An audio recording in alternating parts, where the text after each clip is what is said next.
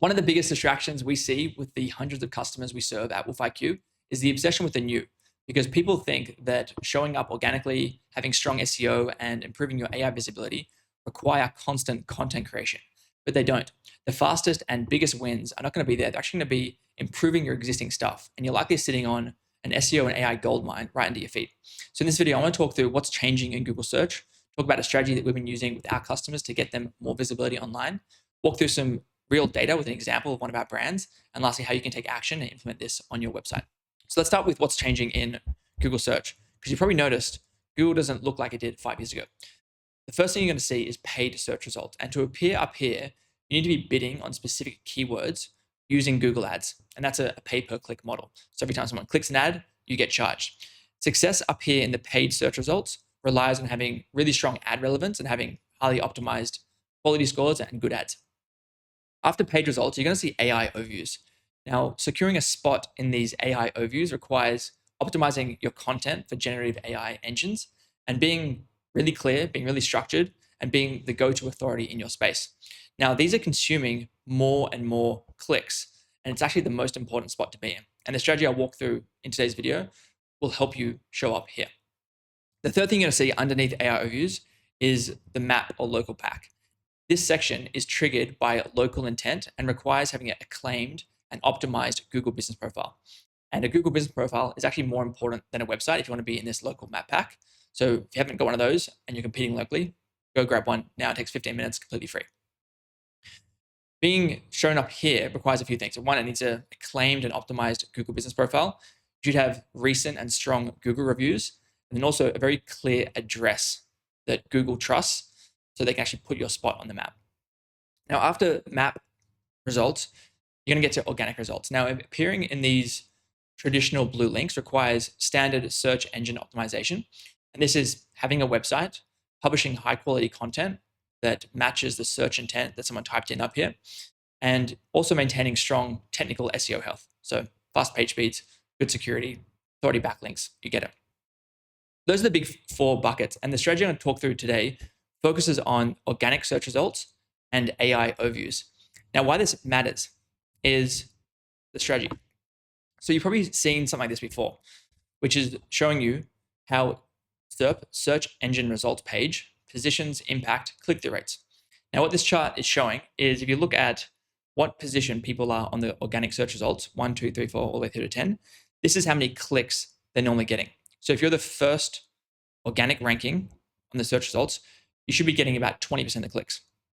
If you're the second organic search result, you're going to be getting 16%, 14%, 4%, blah, blah, blah. You get it.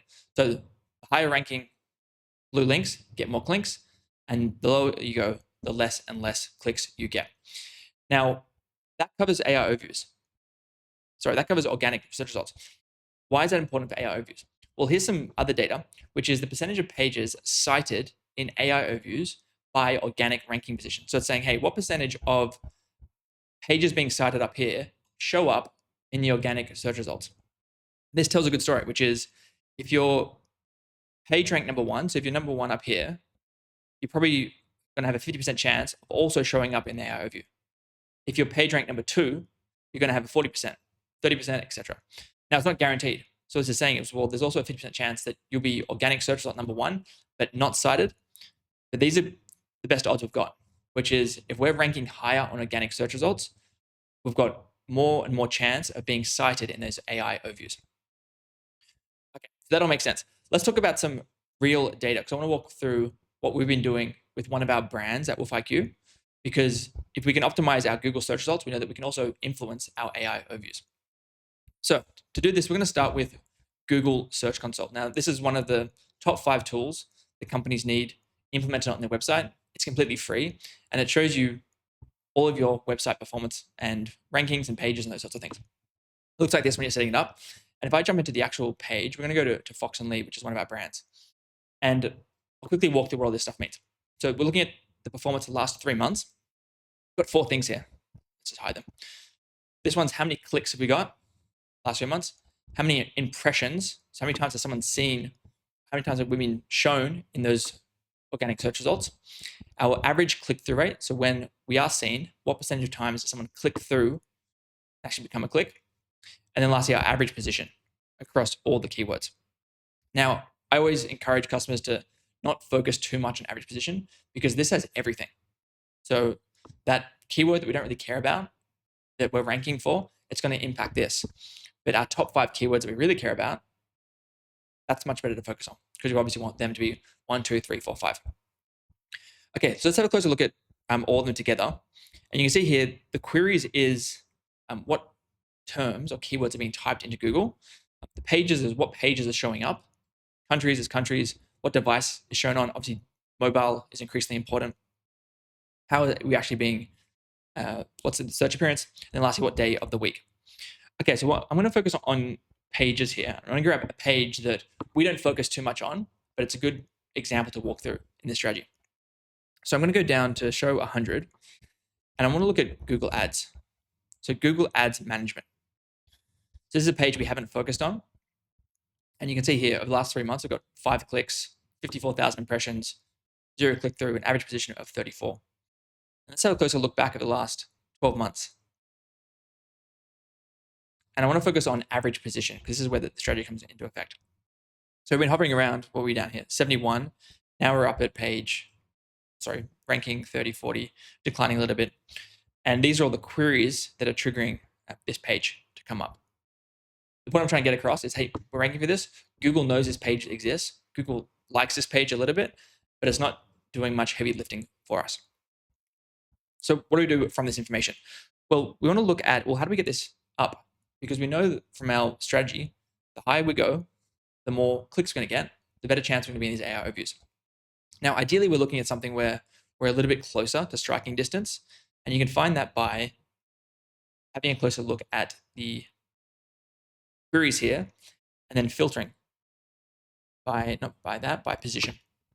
So we might say, hey, find positions where I'm greater than 10. And these are all the queries that come up. So these are just sitting out page 2, just sitting out page 1 on page 2. Why that's important, they said the best place to hide a dead body is on page 2 because no one ever goes there. But moving these up from 15 to 14 to 13 to 9 to 8 is a huge opportunity. Now, it gets more competitive the higher and higher up you go. But the key thing I want to get across is find a term or a page that has opportunity, and we're going to start moving it up because the incremental effort on making that page better is going to have a far better hit than creating something from scratch and then trying to get Google to index and like it. So how do we actually do that? Well, that's where the work comes in. And there's 2 steps here to get across. The first one is to research the best. So in our example, if we're running with this Google Ads management page, we can go just type in Google Ads Melbourne. I think that was one of the key terms we looked at here. And go look at, well, who's ranking for it? These are all the page results. There's the AI overviews. Let's go down to the organic results. I just picked these 2 out. I've got no affiliation with either. And you go have a look at that page. Okay, got good video content, strong brand, logos, visuals. Okay, nice. Let's have a look at this one. Video content, split testing. Great, lots of data. So you can see they're much higher quality pages. They deserve to be ranking a lot higher than where we are today. The second thing to do is actually just type it into your favorite AI tool. So in this example, I said, I'm competing for the search term Google Ads Melbourne. This is my page that's ranking. These are the top 2 search results. How can I make my page better for this term? You type that in, you'll get some results here. This doesn't always mean you should do it. There's many false positives here, but it will give you an objective view of what does your page miss that those other top ranking pages do have. Now, when you do this analysis of looking yourself and also looking at different AI tools, you're going to come back to the same typical things. And we call this adding your secret source, which is firstly your data and your experience. So pricing benchmarks, common sales objections you get, CRM notes, painful lessons, and experience. This is the stuff that AI tools can't reproduce. So having that on your website is going to help it, or that on your web page is going to help it rank a lot better because AI wants that stuff. The second thing is structuring it for AI and SEO. Because even if you've got the best content, you need it in a structure that Google and AI overview is going to understand. So think clear headings, think schema markup, think good H1s, H2s, all of that. Just make sure that the page you've built actually gets indexed and cited and can confidently get put in front of new people by those AI tools. The third thing is visual support. This is about taking tables, diagrams, screenshots, comparison matrices, everything you can do to make it visual and just help turn those complex decisions into easy to consume content. And if you take the time to do this and make your stuff that's already ranking even better, Google will have no choice but to start pushing you up higher on that page. And I guarantee you, by improving what's already working, the rankings and that content's going to hit a lot harder than trying to create stuff from scratch. Okay, hope this is helpful. See you in the next one.